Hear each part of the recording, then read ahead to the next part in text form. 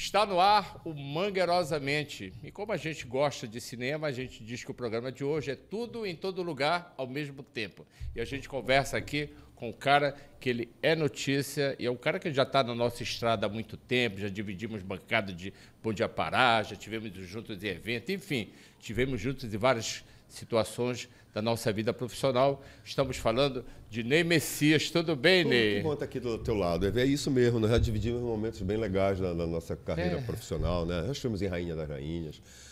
Todos os Bom Dia dias, Pará, Bom Dia acordando Pará, cedo, acordando exatamente. cedo, né, cara? Dividindo o mesmo camarim ali, né? Então é muito bom te ver aqui, porra, num novo momento, né? Eu sempre estava te dizendo ainda há pouco, e reitero aqui, eu acho que não importa a plataforma, nós temos a capacidade de nos adaptarmos, né? O que importa é ter talento. Se tu tem o talento, tanto faz a plataforma que tu escolher estar, tu vai estar bem. Ney, também nessa tua biografia aí, além, claro, de jornalista, apresentador, que todo mundo já conhece, tu és professor de educação física. Sou. Né? A minha vida começou como profissional de educação física, né? Eu me formei muito cedo, com 23 anos, e antes de me formar, um ano antes, com 22 anos, eu já coordenava o departamento de educação física do Ideal, do Colégio Ideal. E fui um professor de educação física muito feliz. Eu adorava a minha profissão, fui muito bem sucedido. Passei 7 anos na profissão quando apareceu a Rádio Liberal FM na minha vida, que era o meu grande sonho. Eu vivia, Ismael. Com essa voz, então, né? Pois é, mas eu não tinha essa voz. Essa voz foi uma voz que veio amadurecendo comigo. Eu não tinha esse grave, mas eu sempre tive uma voz bonita, mas não com esse grave todo que eu tenho hoje. Eu acho que ela amadureceu comigo. E eu andava no meu carro simulando locução de FM, sabe? Eu sonhava a vida inteira. Nunca ninguém me disse isso, tu tens talento para isso. Era uma voz interna que falava comigo. Aí em 86 veio uma oportunidade na Liberal FM. É o Fernando Nascimento, depois de eu entrar na Liberal FM, eu dando uma entrevista num programa que eu criei junto com a Úrsula, né? Daí o Fernando me viu dando uma entrevista para a TV e disse, pô, tu fotografa bem, vem para cá. E acabei indo para a TV e fiz uma carreira. Aí virou apresentador. Quanto tempo você ficou ali naquela bancada? Cara, eu passei 14 anos na TV Liberal, dos 14 anos, 12... Entre o Bom Dia Pará? 12 anos no Bom Dia Pará. Eu fui até agora, acho que até hoje, eu sou o apresentador mais longevo do Bom Dia Pará. Foram 12 anos naquela bancada, até fazer uma entrevista que eu saí muito, muito incomodado daquela entrevista, não gostei da minha atuação. Tu vais te lembrar a pessoa, porque ela era emblemática na cidade, a famosa Cristina Badini, da Centebel. Te lembra? Você lembra, claro. Aquela fábrica de multa. Parece um OVNI que apareceu na cidade para mudar tudo, né? E provocou a ira total em todo mundo, exatamente. Todo mundo tinha raiva dela. Ela que comandava o que hoje é a CEMOB, né? E eu fiz uma entrevista com ela, onde eu fui assim, muito incisivo para cima dela, sabe? Na verdade, parece que eu estava com toda a ira de toda a população entrevistando uma mulher e eu resolvi jogar minha ira. E quando eu saí daquela entrevista, eu me senti muito mal. Eu fui à direção e disse, eu não quero mais essa bancada. Me arrume outra coisa. Aí eu fui dividir a bancada com a Marisa na segunda edição. Cultura, né, gastronomia, enfim. Eu acho que ali eu já começava a existir uma mudança. Aí o professor de educação física foi embora, ficou... O professor de educação física foi embora logo no início. Quando eu entrei na Liberal, eu entrei para ser locutor da madrugada. E eu passei uns 3 meses sem dormir, porque eu saía da Liberal, eu fazia de 2 às 6, saía da Liberal às 6 para assumir o Ideal às 6h30. Isso, enfim, era uma loucura. Mas eu me dei tão bem ali na Rádio Liberal que com 3 meses de rádio eu já passei por horário nobre. Daí quando eu passei por horário nobre, eu já larguei algumas turmas de educação física. Quando eu entrei na TV em 88, eu já larguei a profissão e fui para ser um comunicador, que sou até hoje. A gente também tem um encontro ali dentro da cultura, né? Eu sou funcionário da cultura, com a abertura ali da Cultura FM, você entrou como presidente e você fez uma coisa que é fato, né? Você deu uma revirada, você levantou a música paraense. Cara, num momento muito interessante, colocando estúdio para as pessoas gravarem, dando visibilidade, e criou todo esse movimento da nova música paraense. Começa na cultura, começa contigo. Obrigado pelo teu reconhecimento. Na verdade, eu sempre fui um flaner. Eu sempre andei muito pela cidade, né? Eu sempre curti muito os bares da cidade.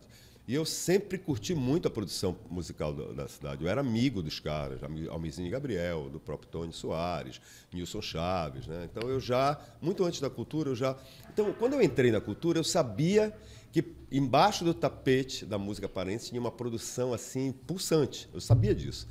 Quando eu entrei na rádio, tanto que as pessoas até brincavam comigo na cultura e diziam, chegou o presidente da Rádio Cultura, porque eu peguei a TV, chamei o Edivan, nosso amigo, e disse, Edivan, toma conta da TV que eu vou brincar de fazer rádio. E realmente, eu sou um cara de rádio. E eu peguei aquela rádio, cara, eu quero brincar com essa rádio, eu quero fazer essa rádio a melhor rádio da minha vida, cara, entendeu? E comecei a abrir estúdio para produção, comecei a criar festivais de música. E o que acabou desaguando aonde? No Terroir Pará, que para mim, até hoje, é o grande... É o grande difusor da música paraense. Que eu digo, começou a coisa ali, né? A coisa começou... Nomes, inclusive, surgiram a partir dali, né? Sim, Luê Soares, né? O próprio Felipe Cordeiro. Não, muita gente passou Dona por Onete. ali. Gabi Amarantos, tinha toda uma turma a Gabi, ali. A Gabi Não, eu digo assim, ganhou essa visibilidade que o Terroir parava, que, na verdade, tu imagina, né? era um projeto de excelência. Eu cheguei aí em São Paulo numa apresentação. Tu imagina, cara, que era quase um Fitzcarraldo ali, né? Porque tu imagina, só de artistas, menino, eram 68. Com mais 30 pessoas, 100 pessoas, a gente transportando 100 pessoas para São Paulo, transportando cenografia. Cara, para o melhor palco para show que tinha em São Paulo, que eu acho que ainda tem, que é o Auditório Ibirapuera. E assim, né? Imagina os medos que nós estávamos enfrentando naquela ocasião, porque poderia ser um grande fiasco. A gente poderia sair de lá motivo de chacota de todo mundo, né? Tanto que na primeira temporada, em 2006, foram 3 noites, numa sexta, uma sábado e um domingo. Na sexta, metade da plateia. Eu digo, poxa, não passamos vergonha, mas tu sentia que 100% era de paraenses saudosos. Quando chegou no sábado, 90% do teatro lotado, já metade. Não, e a gente percebeu, por exemplo, assim, que teve a grande imprensa paulista, que é uma coisa rara, ela abraçou. É isso. E a partir dali, eu volto a afirmar, começou uma visibilidade muito grande, começou esse boom que a música paraense tem até hoje. É isso. Isso foi no domingo, no terceiro dia do show de 2006, quando eu olhei para a plateia. Cara, jornalistas da BIS, que ainda existia, jornalistas da MTV, Nelson Mota, sabe? Gente que nós não tínhamos convidado, que simplesmente viram e disseram, cara, eu quero saber que porra é essa, cara. E chegaram lá e se depararam com um espetáculo lindo, porque o espetáculo era lindo, os 3 espetáculos eram lindos, né? Quando chegou em 2013, aí nós ganhamos, cara, o prêmio da PCA, da Associação Paulista de Críticos de Arte, que para mim é o grande reconhecimento que a música do Pará já teve até hoje, em termos de premiação, né? Como o melhor projeto especial de música brasileira, no show de 2013. Então, assim, tudo fruto daquele trabalho ali, que não é só meu, obviamente, né? Eu era mais um cara, um head de criação, eu era mais o cara que reunia a galera e dizia, pô, tô com uma ideia fantástica, é toda aquela galera, tu estava lá, e toda aquela galera estava muito afim de fazer, né? Como, pô, daquele festival que nós fizemos em Algodo do Alpa, aquela loucura maravilhosa, parece um estoque, né? Enfim, cara, foi o momento mais feliz da minha carreira profissional, na minha vida profissional, Ismael. E que deu frutos, né? A gente percebe, por exemplo, esse reflexo do Terroir Pará, até hoje a gente sente. Tá aí a Jorane lançando um filme, né? Exatamente, lindo filme. Já viste o filme? Documentário, não cheguei a ver. Lindo. É um longa, inclusive. Né? Não tem nada a ver com o projeto Terroir Pará em si, mas ela se inspira no projeto. Sabe? E o filme é lindo, cara, lindo. Teve a estreia dele no Festival de Ouro Preto. Não, é Tiradentes. Tiradentes. Mostra de Tiradentes. Agora esteve no Itaú Cultural, nesse momento da Dona Onete lá, né? Que é uma cria. Da exposição da Dona Onete, que é uma cria. É uma cria do Terroir. Inclusive, tem uma coisa muito interessante que eu pouco conto a respeito dessa história da Dona Onete, que eu vou contar aqui para ti. Mas, assim, em 2006... Quem abria os shows era a Dona Onete. Então, cortina fechada, e a cortina se abria, estava a Dona Onete sentada, sozinha, naquele palco imenso, com esse belo vestido da Sandra Machado, nossa querida amiga Sandra Machado. Sim. O Manari atrás, e ela abrindo em capela o show. 2 horas antes do primeiro show, houve um levante de artistas, sabe, no backstage, para trocar, porque não queriam que a Dona Onete abrisse, com medo que fosse um fiasco, porque ela não tinha realmente experiência, né? E precisou o Miranda se posicionar ali, acabar com aquela história. E a Dona Onete foi lá, abriu o show, e eu nunca me esqueço daquele momento. A primeira vez no domingo, que aquele público de São Paulo, aquela pano de boca se abriu e viu a Dona Onete, parecia uma Cesárea Évora da floresta, assim, sabe? Aquela entidade. E está aí a Dona Onete, né? Honrando todos nós, né, cara? Uma late bloomer, uma idosa, uma pessoa que floresceu tardiamente. Só foi florescer 70 anos de idade e quase não... E aí, Ney, você, com essa experiência de cultura, né, positiva, você já entra também no meio cultural, né? Tem todo essa... inclusive... Como é que foi se manter nisso? Como é que foi sair disso, né? Cara, assim, não é fácil.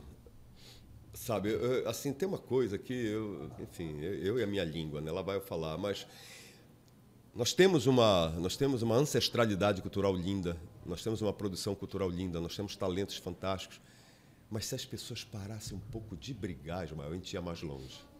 As pessoas brigam muito aqui, velho. Brigam demais, sabe? Isso foi uma das coisas que me fez me entristecer e recuar, sabe? Isso não é coisa de artista, não? Mas, veja bem, mas olha só uma coisa. Vai na Bahia. Na Bahia, eles internamente, eles se comem no pau. Mas fora, para o público, eles estão todos unidos. Isso. Tu não vê ninguém discutindo com ninguém, tu vê um movimento coeso, eles se vendendo coletivamente. Aqui eles brigam, a gente briga dentro e fora, sabe? É treta para tudo quanto é lado. E eu acho isso uma pena. Sabe? Eu acho isso uma pena porque, assim, isso era uma dos grandes sonhos do Terroir Pará, era criar aquela coisa coletiva mesmo, sabe? Da gente ir junto, ir em bloco, entendeu? Uma representatividade em bloco, e não carreiras isoladas. E a partir daí que as carreiras se O que é interessante é que esse movimento do terroir, ele tem crias até hoje, né? A gente consegue ver que tem os tentáculos dele, principalmente na música que veio a partir daí, nessa releitura, a gente pode chamar assim, mas não é uma releitura, na verdade, uma nova forma de fazer... Acho que um resgate, sabe? Porque se tu bem te lembras, antes do Terroir, houve um resgate de uma musicalidade nossa que estava perdida, que foi a guitarrada, que também foi um projeto nosso. Lembra? Então, quando nós resgatamos a Mestre Vieira, Aldo Sena, Curica, naquele CD antológico, os novinhos da cena disseram, cara, isso é minha cara, eu preciso... Por exemplo, Felipe Cordeiro mudou totalmente a carreira musical dele, indo beber nessa fonte, né? Uhum. Enfim, então, a partir daí, realmente veio uma nova estética, né, musical. Óbvio que a gente não é só isso, né? Nós somos muito diversos, mas eu acho que a partir daí várias releituras vieram, mas a partir do resgate desse sotaque musical nosso que estava meio perdido. A gente tem esse Ney, agora que eu falei brincando, é claro, uma nova temporada, né? Que é o Ney gerontólogo. Primeiro explica pra gente o que é ser gerontólogo. Pois é, quando eu assim, né, eu deixei... Aliás, como começou toda essa história? Pois é, eu vou te contar, né? Porque, na verdade,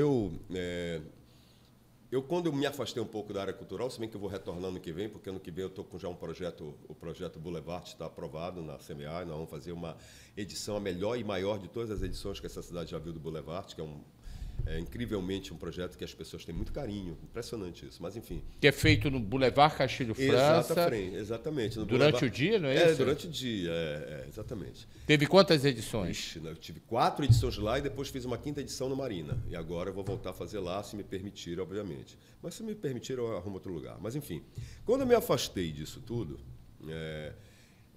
eu comecei, de uma forma muito coincidente e intuitiva, a aprofundar a minha jornada de autoconhecimento, sabe, Ismael? Eu comecei a perceber assim, que realmente eu tinha muitos padrões repetitivos de comportamento que minavam minhas relações. Teu? Meu, comigo. É um clique teu. Eu comigo. Eu já vinha no processo de autoconhecimento, mas quando foi em 2017, aquilo se aprofundou porque eu estava totalmente comprometido à minha saúde física e psíquica. Sabe? Eu estava produzindo 12 vezes um hormônio chamado prolactina que me causava uma disfunção sexual, por exemplo. Eu estava com mais de 20 trigger points na costa, pontos de gatilho de dor na costa. Eu estava com 20 quilos acima do peso, por incrível que pareça, é coisa que eu nunca tive. Enfim, eu estava totalmente desregulado. Eu digo, não, preciso fazer alguma coisa por mim. Ajustar isso, fazer alguma coisa por mim, né? Eu comecei e fui para meditação transcendental primeiro. Aquilo já mudou muito a minha vida. Mudou tanto que eu digo, cara, eu quero mais. Eu fui para o Mindfulness, que vai muito além da meditação, apesar de meditações fazerem parte do Mindfulness. Me transformei no praticante Mindfulness. Aquilo mudou ainda mais a minha vida. Eu digo que eu quero ser instrutor disso. Aí fui para a Universidade Federal de São Paulo, Instituto Mente Aberta, e fiz uma pós em Mindfulness e comecei a ser instrutor, facilitador de Mindfulness. Aí, o que significa exatamente Mindfulness? Emael, literalmente assim, traduzindo. Não existe, inclusive, uma palavra em português, né, em língua nenhuma que traduza, mas a gente chama de atenção plena, vamos falar isso.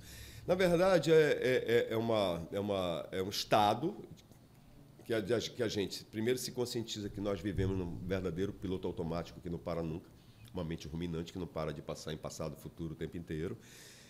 Portanto, o momento presente, que é o único momento de vida que a gente tem, a gente vive totalmente no piloto automático, de forma impulsiva, reativa, né? E tem algumas ferramentas e dinâmicas que ajudam a nos tirar desse estado ruminante de pensar e criar mais espaços de presença no dia a dia da gente. E, a partir daí, promover saúde, melhorando relações e tudo mais. É um protocolo científico de 8 semanas. Né? E eu, então... Tudo isso tem uma base científica, tudo, claro. Foi um protocolo científico chamado MBHP, Mindfulness Based Health Promotion, criado, o primeiro protocolo de Mindfulness ocidental foi criado por Jon Kabat-Zinn, um puta no psicólogo norte-americano, que nos anos 70 foi estudar a mente dos grandes meditantes, voltou e criou o primeiro protocolo de Mindfulness ocidental.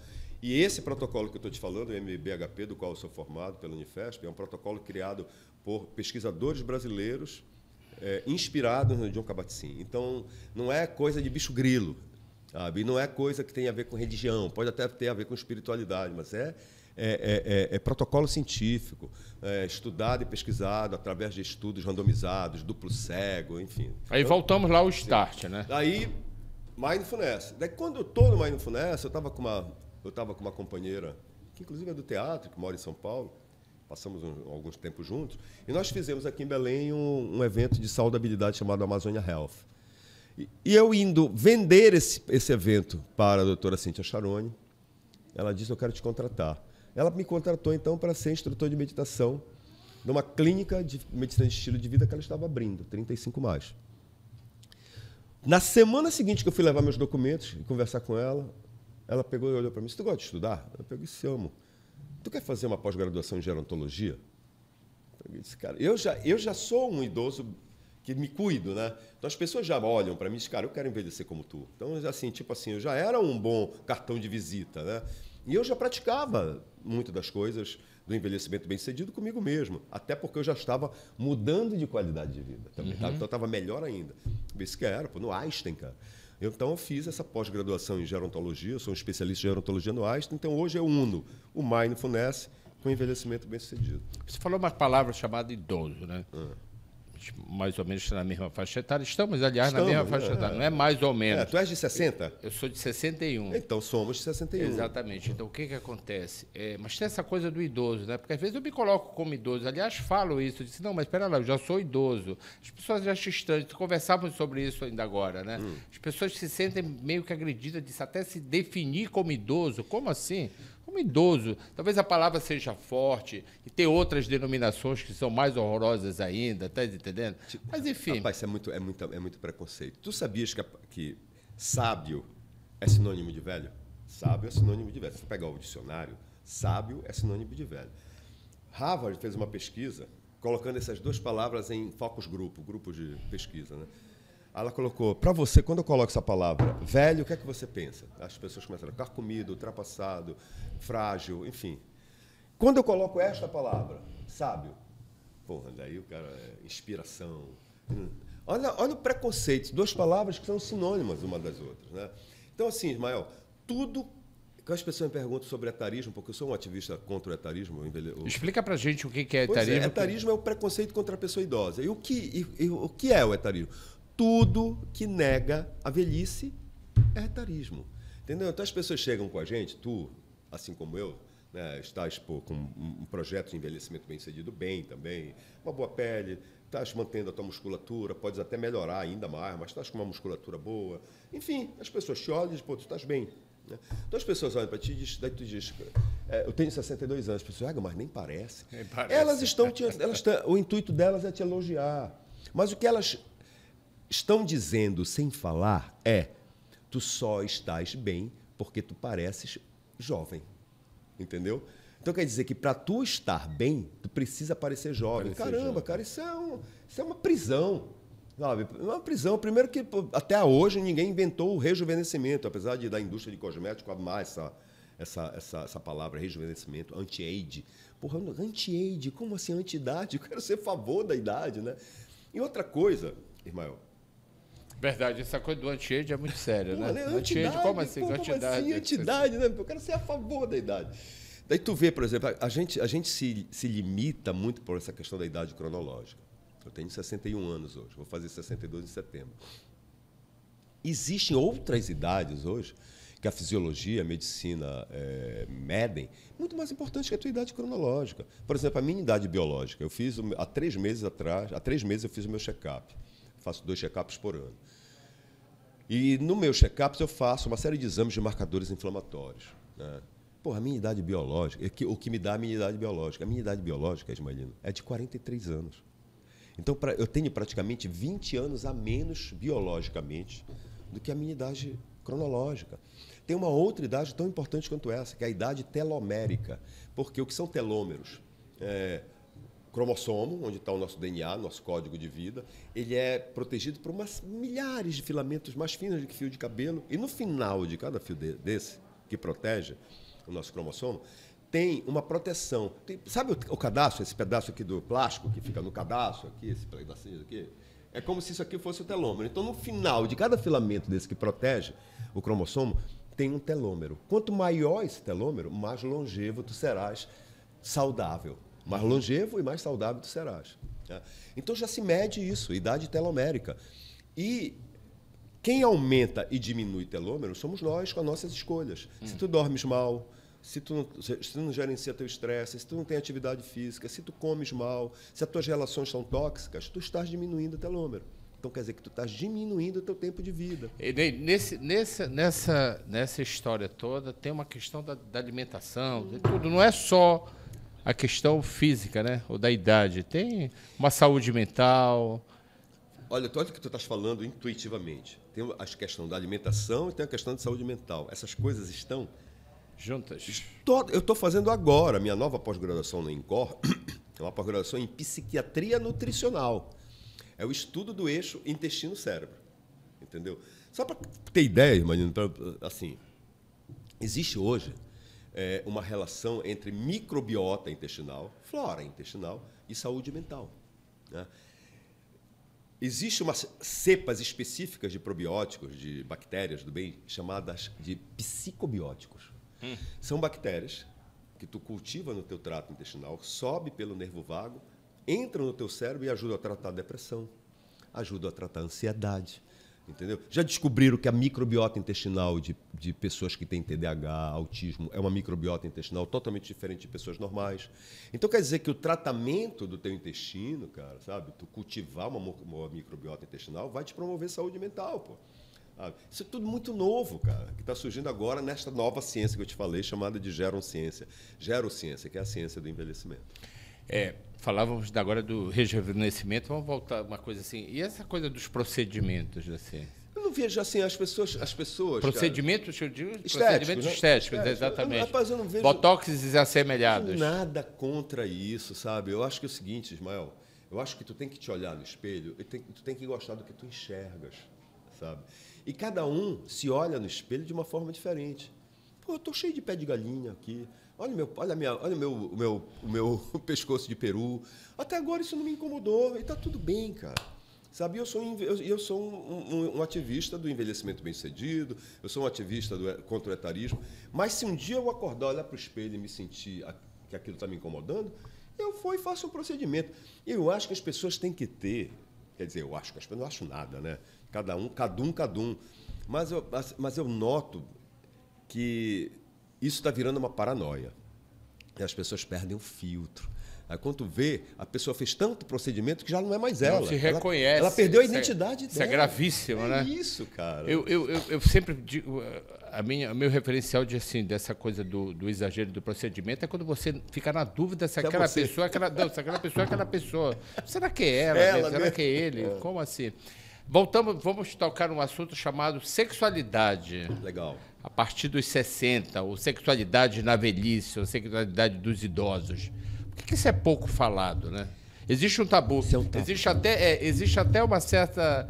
Pessoas que acham que velho não faz sexo. Que o avô não goza, a avó não goza, a mãe não transa. Acabou, né? Não, nem pensa, né? Nem pensa. Não existe, nem pensa, nem tem lembranças mais. É um absurdo isso, cara. É um absurdo, né? Na verdade... Como é que a gerontologia... Não, isso a gente estimula, inclusive. Eu estou com 61 anos e a minha sexualidade, por exemplo, nunca foi tão boa. Primeiro que é o seguinte, com a maturidade eu descobri... É que eu estou falando no meu lugar de fala de homem mesmo, heterossexual, heteroafetivo. Eu descobri algo que me causou uma surpresa muito grande, sabe, irmão? Com a maturidade que a maturidade me veio. A gente, homem, a gente acha que a gente manda bem pra caraca na cama, sabe? Mal a gente sabe, a maioria dos homens sabe, que a mulher que está transando com a gente está doida para que aquela porra acabe. Porque a gente está reproduzindo na cama, né, toda a pornografia na qual a nossa masculinidade foi forjada. Nós aprendemos sexo com a pornografia. Isso, não sei se pode falar palavrão aqui, mas fudeu com a gente, cara. Não sabe? Nossa masculinidade ela é totalmente adoecida, principalmente com relação à sexualidade. O homem entende muito pouco de sexualidade. Ele acha que entende de sexo. E também não entende. Quando ele percebe que a sexualidade vai muito além do ato sexual, que o ato sexual pode ou não estar contido na sexualidade, que sexualidade é troca de intimidade, é troca de fragilidade, e ele começa a se sentir perdido. Sabe? E olha só que coisa interessante, essa coisa só veio para mim agora que eu sou um idoso. Isso quer dizer que o meu sexo melhorou, a minha sexualidade melhorou, sabe? Eu nunca estive tão ativo como estou hoje, cara. Pois é, passando essa coisa do ativo aí, porque na verdade eu acho que assim, muita gente liga a sexualidade, no caso do homem, com a ereção, né? Falocêntrico, né? Nós somos totalmente falocêntricos, né? Tanto que quando um homem brocha, para ele não existe nenhuma possibilidade de absolutamente nada, né? É isso que eu te digo. Então, para o homem é um ser falocêntrico, e além de ser falocêntrico, é um homem que joga toda a sua sexualidade no ato sexual. Pô. Também tem uma coisa aí também da não aceitação, né? Eu percebo, por exemplo, pessoas da nossa geração, da minha geração, elas não aceitam que elas já estão com 60 anos, que elas chegaram nessa idade. Não importa se ela está bem ou não, se a pessoa está legal fisicamente e tudo mais, ou financeiramente, seja lá o que for. Mas a pessoa não se aceita, né? Hoje... O nome do Ben Affleck, não é o Ben Affleck, tu que é bom de cinema, quem é aquele cara? Casado com a Jennifer Lopez é o Ben Affleck. Só ele consegue casar com a Jennifer Lopez várias vezes. É o que fez agora Mistério em Paris, uma comédia com uma outra loura, e me esqueço o nome dele, cara. Mas enfim, ele com 56 anos vai e diz: envelhecer uma merda, o meu corpo todo dói. Cara, eu tô com 61, meu corpo não dói. Peraí, cara, antes de tu falar que envelhecer uma merda, que o corpo todo dói, como é que tu tá? Quais são as tuas escolhas? Eu olho para ele e eu vejo nitidamente que ele está acima do peso, sabe? Então, se tu está acima do peso, tu está sobrecarregando a articulação, um monte de coisa, teu corpo deve estar doendo. Então, não é o envelhecimento que é uma merda. As tuas escolhas é que foram uma merda, entendeu? Óbvio que com o envelhecimento a velocidade vai mudar, a intensidade vai mudar, muita coisa vai mudar, né, cara? Óbvio. Pô, quando tu é criança, tu não vive a tua infância como se um adulto tu fosse. Quando tu é adulto, tu não vive a tua idade adulto como uma criança tu fosse. Então, por cada idade... Tu como gerontólogo, assim, como é que tu puxa um assunto de sexualidade? Eu acho essa coisa... Outro dia eu conversava com uma amiga minha, essa coisa que também... Não se fala desse assunto, né? Da sexualidade tabu, dos idosos. Tu quer ver uma coisa interessante? Que até tem a ver muito com idoso, mas enfim. Cara, nós estamos em pleno século XXI, irmão. E o homem, eu estou falando desse heteroafetivo mesmo, até hoje... nega que a região anal dá prazer para ele.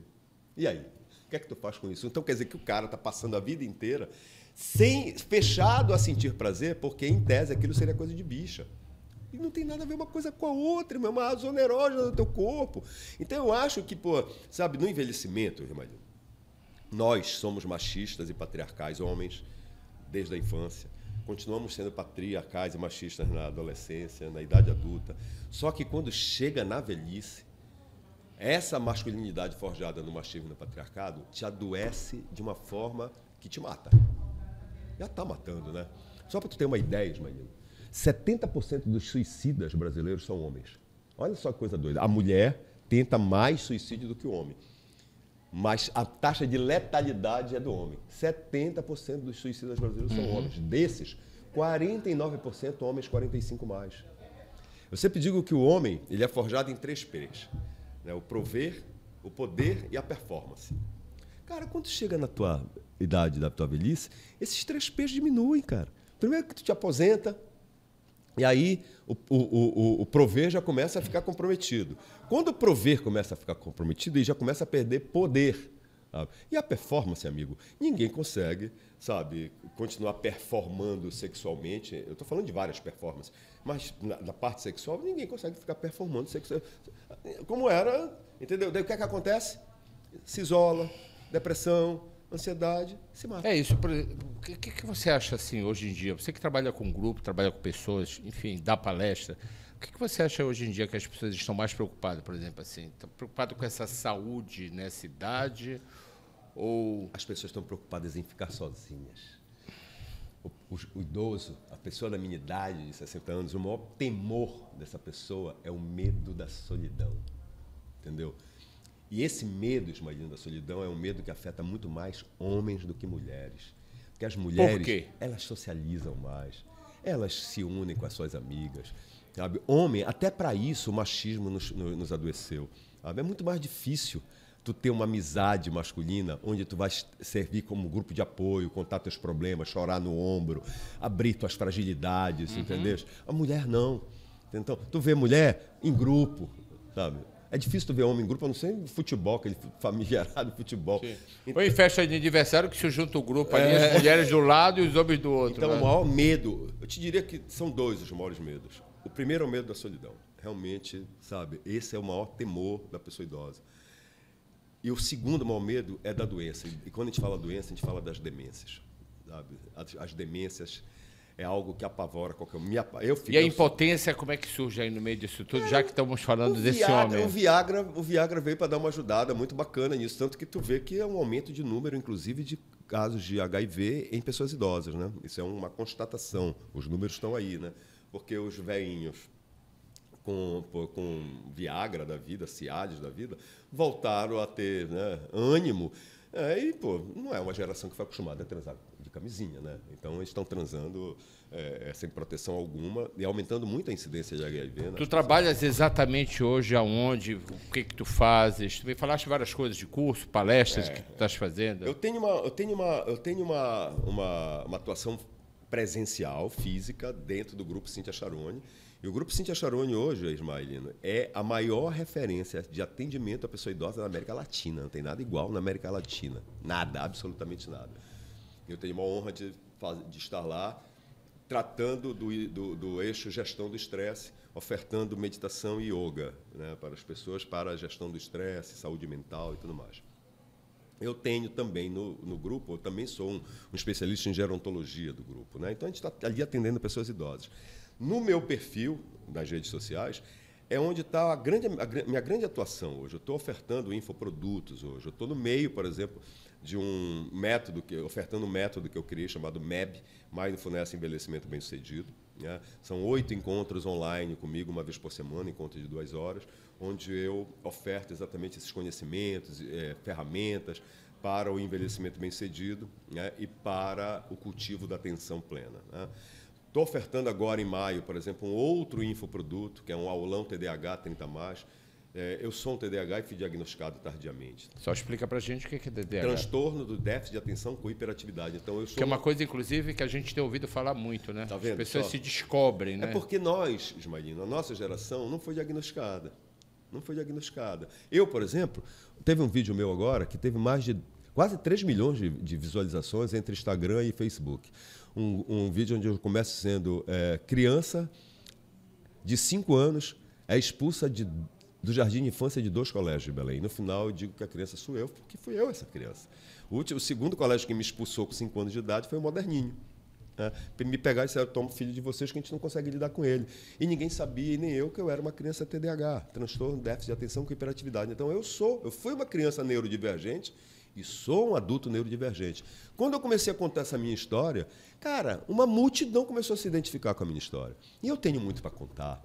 Eu tenho muito para contar da criança que eu sou, que eu fui, do adulto que eu fui, do adulto que eu venho me transformando, mesmo com TDAH. Você falou outra da agora aqui que você, hoje em dia, tem alguns arrependimentos, né? Vários. De que maneira vários. Trata deles, ou continua com eles, vários. ou tenta... Pô, Ismael, tu estiveste muito ao meu lado profissionalmente, então nós convivemos muito profissionalmente, e tu sabes muito bem que eu nunca fui uma pessoa fácil. Eu nunca fui uma pessoa fácil. Sempre fui uma pessoa criativa e todo mundo sempre percebia isso. Pô, nem é criativo. Mas eu nunca fui uma pessoa fácil. Esse eu nunca fui uma pessoa fácil. Eu fui muito julgado a vida inteira. tanto quanto criança. Na época, tu tinhas noção disso? Pois é, julgado e punido. Eu não tinha noção, eu não tinha consciência, eu não sabia que eu tinha TDAH. E depois que eu entendi o TDAH, um dos picos do TDAH é a impulsividade. Entendeu? Então, assim, quando as fichas caíram, o diagnóstico veio, a primeira coisa que eu fiz foi correr atrás de algumas pessoas que eu perdi para pedir desculpa, para me desculpar. Uma delas, inclusive, foi a Adelaide Oliveira, nossa amiga, de porra, Adê, me desculpa, do fundo do meu coração. Então, assim, cara, não que eu seja uma outra pessoa, sabe? Tudo que eu fui continua dentro de mim. Agora, eu construí outras vias neurais dentro de mim que me faz agir de uma outra forma hoje. Hoje eu sou uma pessoa que tem uma regulação emocional totalmente diferente da que eu não tinha, porque eu nunca tive a regulação emocional. Era impossível, eu falava o que eu queria, achava que aquilo era ser autêntico. Porra nenhuma, era grosseria, era, impulsividade, agressividade. Então eu perdi muitas pessoas importantes na minha vida, perdi muitas oportunidades na minha vida. Me arrependo, sim, tem pessoas que dizem, eu não me arrependo de nada que eu fiz, eu me arrependo pra caramba. Porque ao me arrepender, eu jogo luz sobre as merdas que eu fiz para não repeti-las, né, cara? Eu acho que é isso. E estou muito feliz, estou vivendo o momento, assim, imagina, mais feliz da minha vida, me sentindo, assim, saudável de uma forma como eu nunca me senti. Tendo a certeza absoluta de que as coisas que eu estou compartilhando vêm fazendo a diferença na vida das pessoas. Uma certa tranquilidade que a gente precisa. Mas eu acho que a maturidade, maturidade sábia, na verdade, do idoso sábio, eu acho que ela traz essa... A velhice traz isso. Exatamente, eu vejo isso. Me diz uma coisa, Ney, e o lado cultural, onde é que está? Você falou do Boulevard, fala pra gente como é que vai ser, quando vai ser? Vou te contar, não, mas antes do Boulevard, vou te contar uma aqui que eu não contei para ninguém, é totalmente inédito que eu vou te falar. Eu venho sendo descoberto, felizmente, por alguns veículos muito legais. Participei de uma puta matéria da Ciribelli no Fantástico. Participei do Masterchef ano passado. Pois é, ainda até a coisa da comida, né? Quando eu vi você estava lá no Masterchef. Participei do Masterchef, cara. Foi uma loucura aquilo na minha vida. Mas esse ano... Mas tu cozinhas mesmo na tua Sempre casa? cozinhei. Sempre cozinhaste? Hoje eu cozinho para mim, né? Eu sou o cara que cozinha para mim, mas eu sempre cozinhei. A vida inteira foi um lugar de afeto que a minha mãe me passou. Eu aprendi isso com ela. E esse ano eu fui descoberto por produtores de cinema do GNT. Uma empresa que ganhou um pitch do GNT, vem com um documentário muito legal aí chamado Acendendo a Luz, que é exatamente o acender a luz em cima desse assunto sexualidade na terceira idade. Eu não gosto de falar terceira idade, mas bora meter essa aqui. Tá. Na idade da velhice, idosa. A idade da velhice, a idade do idoso. Do idoso. Então eles estão vindo para Belém. Terceira idade, eu acho terrível. Eu acho terrível isso. Então eles estão vindo... Pior do que terceira idade é melhor idade. Aí, isso é terrível. É uma canalice total. Faz de conta que eu não falei essa porra aqui. Então, uma equipe do GNT está vindo para Belém. Eu vou ter a honra de um dos episódios estar centrado em mim, né, no meu estilo de vida, nas minhas vivências. Em maio a gente começa a rodar aqui em Belém. Então vamos filmar remando em canoa havaiana, fazendo boxe, fazendo musculação, andando de bike, instruindo a meditação. Então vai ser muito legal. E vamos falar muito sobre essa questão da sexualidade. E o Boulevard, cara, nós aprovamos uma carta muito valorosa agora na CMA, muito valorosa. E nós já estamos batendo na porta de algumas empresas, algumas já estão nos respondendo de uma forma muito legal. E nós viremos com uma edição ano que vem no Boulevard, provavelmente a gente quer fazer em outubro, quando eu digo a gente quer, eu e a minha sócia, a Mari Tupiaçu, que um dia foi minha companheira e hoje é minha amiga e sócia, em uma empresa que eu adoro o nome, chamada Tucupix. Então, nós vamos fazer, no segundo semestre, uma edição do Boulevard, que é quase uma virada cultural mesmo, sabe? Começando de noite, varanda à noite, né? Com editais públicos para a escolha de novos artistas. O Boulevard é um evento de economia criativa com muita cultura. Então, o último Boulevard, por exemplo, é um evento que a gente tem mais de 60 expositores, empreendedores de Belém, com suas marcas e seus produtos, mexendo algo em torno de 500 a 600 mil reais de vendas para eles, né? É um evento muito gastronômico, muito cervejeiro e com muita música. E esse ano nós vamos ter atração nacional no Boulevard também, ano que vem. Bacana que você está falando tudo isso, aí eu, pensando aqui, vejo que acaba que tu introduz tudo. Essa nova temporada traz o jornalista, tem essa coisa da saúde do corpo, lá do educador físico, né? Isso é bacana, não? Essa incorporação. Somos amigos há quantos anos? Há muito tempo. Há muitos anos. Então, tu acompanha o meu escopo, assim como acompanha o teu. Tu acompanha o meu escopo há muito tempo. E é bom a gente conversar com pessoas inteligentes, porque as pessoas inteligentes fazem essas conexões com muita rapidez, como tu acabaste de fazer. Chegar e dizer, olha que coisa interessante, Ney. Tu estás trazendo todas as tuas pontas aos 61 anos de idade e ofertando elas de novo, para ti, para a sociedade, para as pessoas. E é isso mesmo. O educador físico que estava meio adormecido voltou. Sim. O comunicador voltou totalmente dentro do meu perfil, sabe? É a coisa que eu mais faço, é me comunicar. Agora o instrutor de meditação, o produtor cultural voltando, entendeu? Pô, é porque nós fizemos uma coisa meio tímida, mas eu e a Mari, acho que ano passado, nós fizemos na Rede TV o primeiro reality de música da TV paraense, A Voz da Noite. Fantástico, muito legal. Então, assim, aqui e acolá eu trago a questão cultural de novo e ano que vem eu vou trazer ela de uma forma muito mais intensa, porque se tem algo que eu amo é trabalhar com a cultura dessa cidade, porque, cara, é impressionante o nível de emoção que eu me envolvo quando eu estou envolvido com a cultura. Aliás, até a incorporação do nome, porque Seu Neizinho é uma coisa... Isso é interessante. Conta a história do Seu Neizinho. Isso é interessante. Só quem me chama de Neizinho era o meu pai e minha mãe. E alguns primos, algumas pessoas muito íntimas, mas pô, eu nunca gostei dessa história de Neizinho, sabe? Eu nunca gostei. E outra coisa, né, Ismael? Eu criei uma carreira como Ney Messias, né, cara? Ney Messias, né? Um belo dia, nessa minha transformação, eu estou entrando no meu sítio com a minha instrutora de yoga para fazer yoga no meu sítio em Benevides, no sítio da família em Benevides. E lá tem uma funcionária nossa de anos. Ela sempre me chamou de seu Neizinho, porque meu pai era seu Ney. Entendeu? Só que aquilo nunca entrou e eu nunca assimilei aquilo. E entrei, eu e a Lana, no sítio. Dela, oi, seu Neizinho, boa tarde. Daí a Lana começou a rir, cara. Seu Neizinho, kkk, começou a rir. Aí eu olhei aquilo, ela rindo, ela falou, seu Neizinho, cara, isso é uma metáfora e uma analogia linda para mim. E chegou no ponto do Seu Neizinho. Exatamente, né? Porque aquele Ney Messias eu não queria mais. Sim. Né? Eu queria agora, era o Seu Neizinho mesmo, esse novo Ney que eu estava construindo, que eu continuo construindo, eu digo, cara, é isso. A partir de hoje eu seria o @Seu Neizinho. Conversamos agora sobre essas nossas histórias todas e a gente tocou num ponto chamado se reinventar, né? Sim, sim. Como é que tu pensa nisso assim? Porque essa palavra está o dia todo, todos os dias, é sempre você tem que se reinventar. As pessoas falam para mim, bom, tu te reinventa, e tu está fazendo isso, tu está te reinventando. E eu não sei exatamente o que é esse reinventar. Porque a gente já tem a nossa invenção. Né? Uma coisa intuitiva. Nós já temos a nossa invenção com a nossa história, né, que veio junto com a gente, e que a gente agrega, quer dizer, tudo que a gente está fazendo ali é a gente. É tu, é teu escopo. Exatamente. Vivo, né? Por exemplo, tu tá o que, aqui, que tu acha dessa coisa do reinventar? Aqui, por exemplo, tu está aqui, eu não estou achando que tu está te reinventando. Eu estou achando que tu estás colocando para fora o talento que tu sempre tiveste, como comunicador que tu sempre foste, em plataformas novas. Né? As pessoas dizem, o Ismaelino se reinventou. Eu acho que tu nem parastes para pensar isso. É uma coisa que não, a vida as pessoas falam isso. As pessoas falam isso. Tu te reinventa. Mas eu não consigo me colocar me reinventando. Exatamente. Eu também não digo, eu estou fazendo. É isso. Eu não paro uma bela noite em casa e digo, eu preciso me reinventar. Sabe, a vida foi me levando, junto com minhas reflexões, meus insights, e a vida vai me levando. Eu acho que tu tens que estar sempre aberto para ouvir a tua intuição. Porque a vida te envia sinais, Ismaelino, o tempo inteiro. E se tu estiver aberto intuitivamente para captar os sinais, saber... Não precisa ser zen. Não precisa essa coisa telúrica. Puta, se tem algo que eu jamais serei, zen. Eu não consigo ser zen, cara. Eu tenho TDAH, entendeu? Nada disso. Então, você vê, né? Por exemplo, tu acabaste de dizer, cara, tu está trazendo tudo que tu sempre fostes para cá.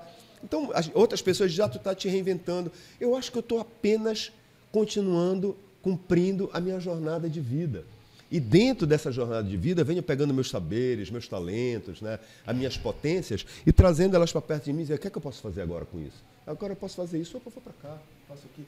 Olho para o outro lado e digo, olha, agora eu posso ir para ali. E vou para ali, é o que tu fazes também, cara. Claro, né? Eu acho que isso deixa a vida mais animada. Tem um filme do grande Frederico Fellini, né, que é um dos últimos filmes que ele fez. Não, e que é isso, né?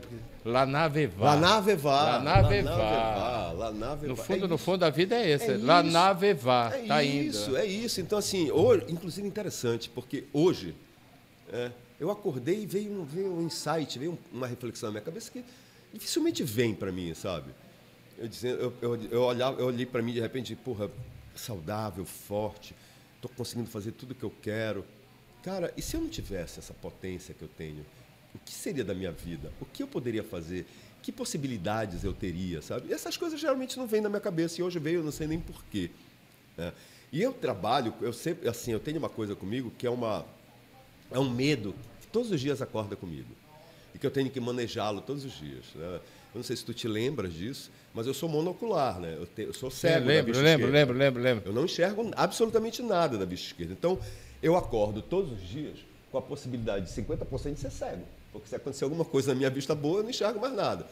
Então, assim, eu trabalho todos os dias. Todos os dias eu trabalho, eu venho, não com esse medo, eu desperto com esse medo, mas ele está ali me espreitando o tempo inteiro. Então, parece que eu trabalho, rapaz, às vezes vem uma doidice dessa minha cabeça. Ney, faz tudo que tu puder fazer agora, já. Não deixa nada para amanhã, que ninguém sabe até quando a tua vista boa vai continuar boa para tu enxergar as coisas da vida. Então, te joga. Então, assim, eu sempre sou muito intenso nas minhas coisas. Sabe? E a gente voltou lá. E a gente voltou lá no início, né? Tudo em todo lugar ao mesmo tempo, que é isso mesmo, né? Prazer enorme falar contigo. O papo é bom, o papo quando é bom dá pena quando acaba, né? Exatamente. Obrigado, querido. Obrigado pela participação. Este é o Mangarosamente que você assiste no Libplay, dentro do liberal.com e no YouTube.